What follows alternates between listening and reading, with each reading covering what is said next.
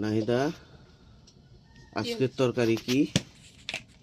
এদো মিশালা মাছ ডারকিনে মোয়া বাইলে এলা ডারকিনে মোয়া ফুলি মাছ এলা ভাজবো আর এলা কুরকুরি। কিন্তু তো আজকে স্পেশাল খাবার বলা যায়। ছোট মাছ আবার স্পেশাল। ও ছোট মাছই যে বড় মাছের বাপ। ডাক্তারে তো ছোট মাছই খেতে বলে কি আম্মু, তাই না? আমার আম্মুকে দেখো তোমরা সবাই, দেখা যাচ্ছে? দেখতে পাচ্ছ? তাই বলো আসসালামু আলাইকুম।